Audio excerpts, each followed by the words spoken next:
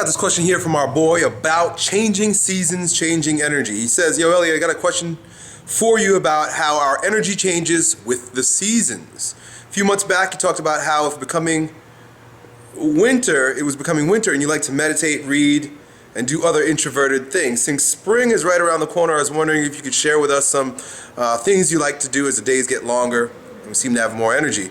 On an unrelated note, he says he read King, Warrior, Magician, Lover this past weekend and it was great and recommended to other people. So that's cool. You actually read my book recommendations. So with that being said, I'll recommend another one for you. It's called Staying Healthy with the Seasons by Elton Haas. I believe it's Haas.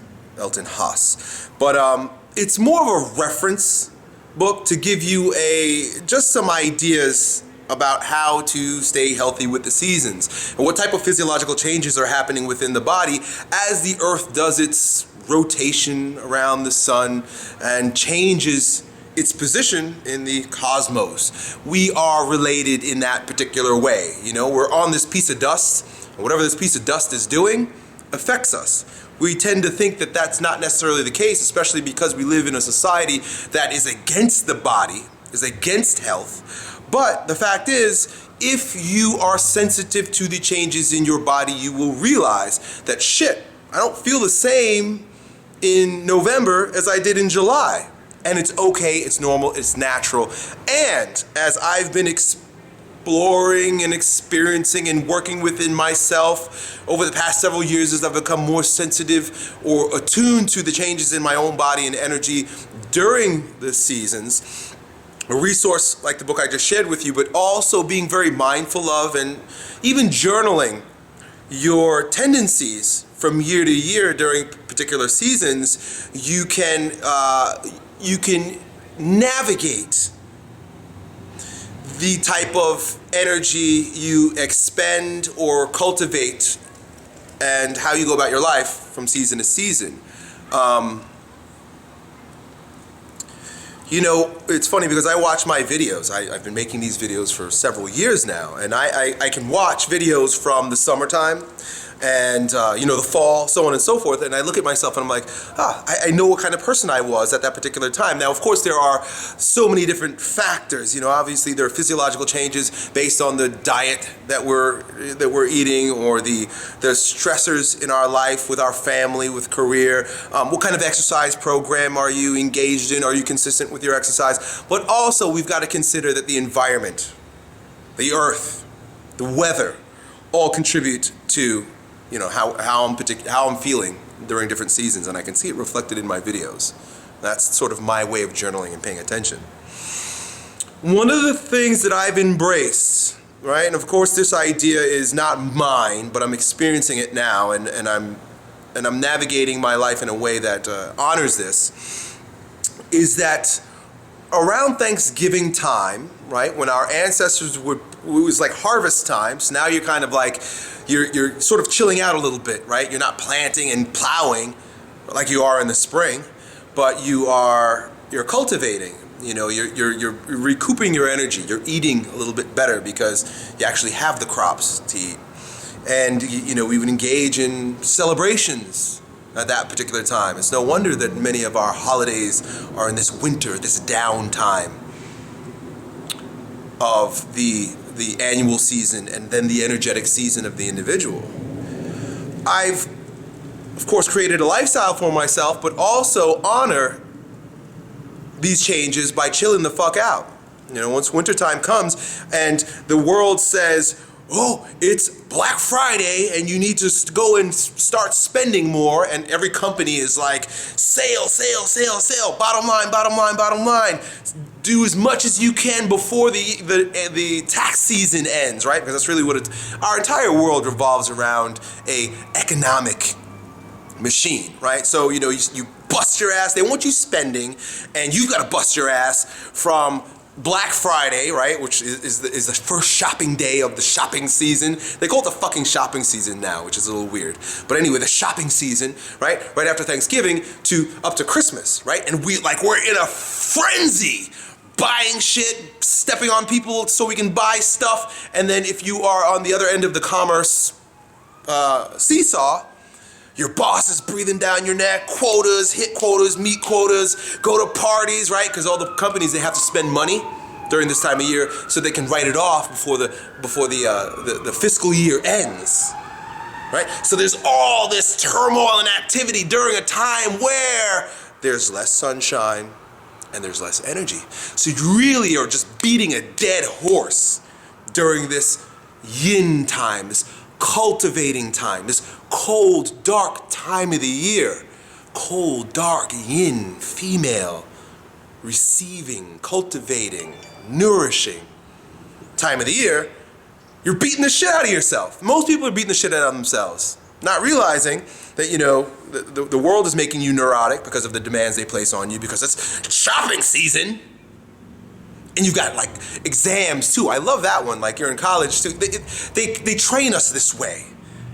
So you go to school and it's like the semester's ending. So it's so funny how the semester's ending with the end of the fiscal year. So they sort of train you, right? This machinery, this matrix, they sort of train you to exert more effort and just like squeeze out the last vestiges of energy that you have in your body during a time when really you should be chilling the fuck out, so that you're trained that way. And this is, you know, it's during that time of year. You think it's like the most wonderful time of the year, right? That's how the fucking song goes, that we should all be feeling really good about ourselves. But you know, most people kill themselves during that time of year. Suicide rate. How is it that suicide rate goes up during the most wonderful time of the year?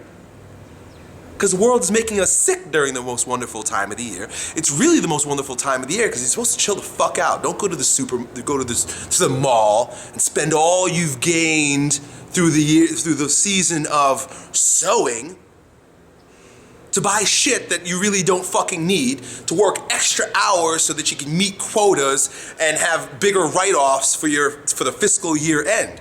It's completely psychotic. We're crazy in this way. And if you can, I would invite you to check the fuck out of the entire miserable mess. We don't go Christmas shopping anymore. We just don't do it. You know, maybe I'm a Scrooge that way. And I back off my work. I back off the intensity and the amount of work. You watch my channels during December and so forth. I look different because I'm usually staring off and like blah blah blah blah. I'm totally like, I'm sleeping, you know, I'm not nearly as intense as I am right now. See, I mean, like we're coming out of this. Spring is coming and I'm becoming more intense. I don't have to do anything. The energy just rises in me and my intensity increases. Watch my videos go right ahead. Go to December, watch my videos. I'll talk a lot and I've got a lot to offer, but I'm generally staring off and I'm more in my head because, you know, my body is chilling out. Keeps texting me. Okay. Anyway,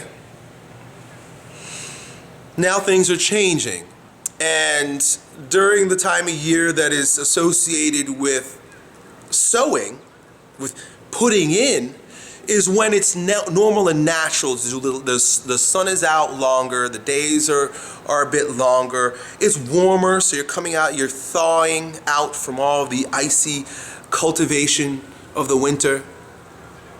Don't think that winter time is necessarily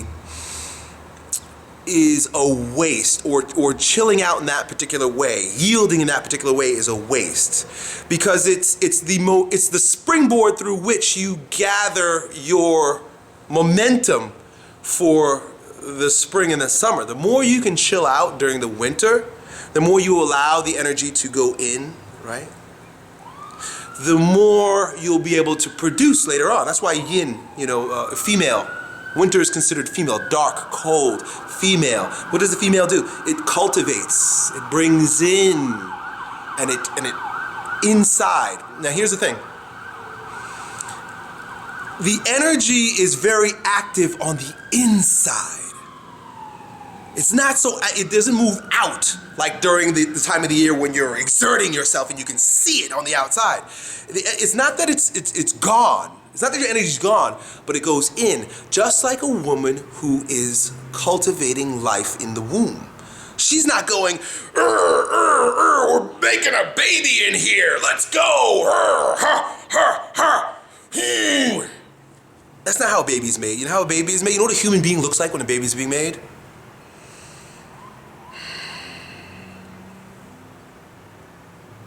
Watch a pregnant woman. Watch a pregnant woman. She's often, if she's a balanced woman, she's often very peaceful and serene if she's left alone. I see my wife be bothered when she's pregnant. That's never a good thing. A pregnant woman should have a quiet, peaceful, serene environment, that which she wants to cultivate, because all of her energy is going in to bring out life. That's what happens to you too. You might not have a vagina, might not make babies, but you're cultivating life during the winter. Go in. Allow those energies to grow, all the energetic and physiological changes that and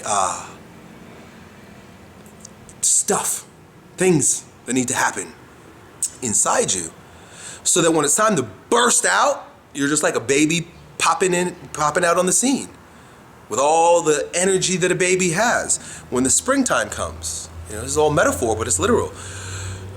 When the springtime comes, so now that you can go and do the things that just rise up in you because the energy is high. You don't have to do anything different.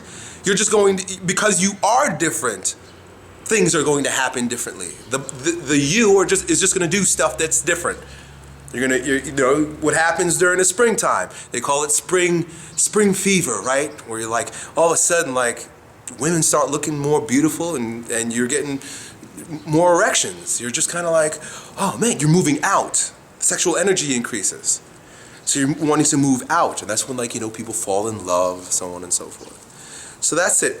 The invitation here really is to become sensitive to the changes in your physiology annually. Recognize in you these cycles and how they happen and how they affect your ability to do the things you want to do and how you can navigate them appropriately. We all have different lifestyles, we all have different physiology, we're all different in that way, but we do change. Recognize when the changes are on the way.